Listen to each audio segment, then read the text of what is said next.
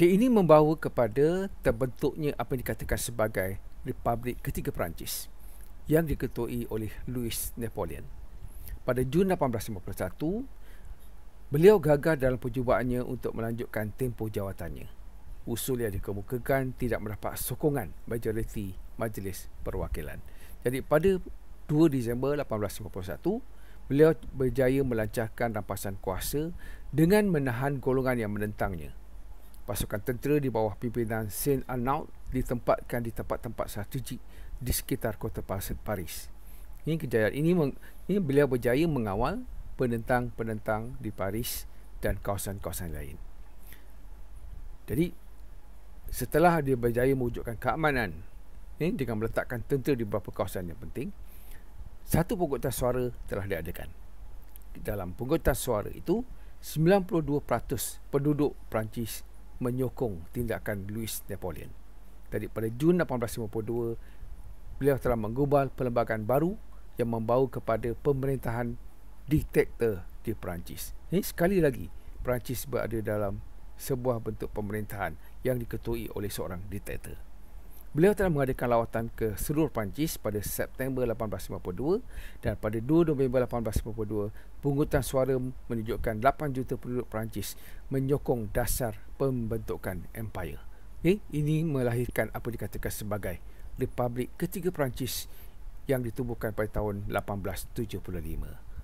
Dan Republik Ketiga ini kalau kita lihat, dia terus mengekalkan kuasanya sehinggalah tamat Perang Dunia Kedua pada tahun 1945.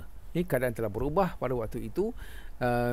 Perancis berada di bawah pengaruh Jerman semasa Perang Dunia Kedua itu, dan Jerman telah mengenalkan beberapa perubahan dalam perlembagaan Perancis dan membawa kepada pembentukan kerajaan Republik Keempat dan seterusnya. Ini mengekalkan perlembagaan asal perlembagaan asal yang dibuat oleh Republik Ketiga. Okay, itu antara perkembangan penting yang berlaku dalam proses pembentukan sebuah kerajaan Republik Kesatuan Perancis.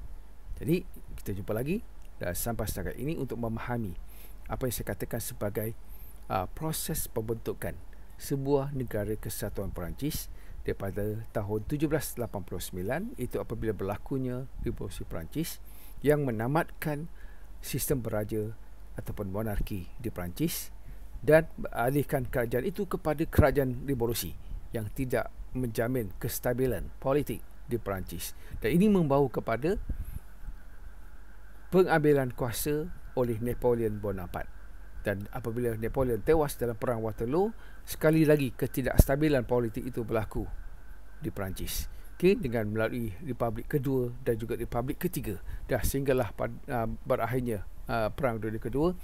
Selepas itu wujudnya Republik Keempat dan sehinggalah sekarang ini.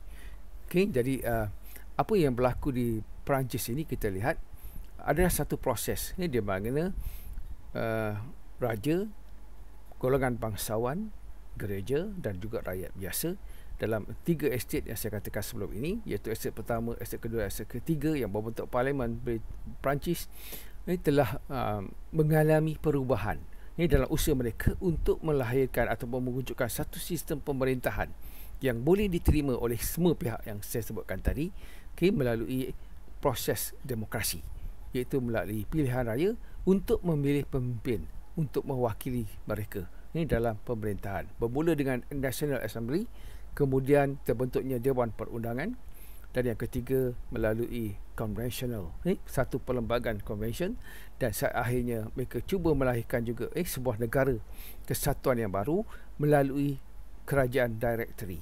Dan semua ini nampaknya tidak dapat mewujudkan kerajaan yang stabil, sehinggalah terbentuknya Republik Kedua, Ketiga dan Keempat di Perancis. Dan semua itu adalah proses yang membawa kepada pembentukan sebuah negara Republik Kesatuan Perancis. Jumpa lagi dalam siri yang lain. Terima kasih.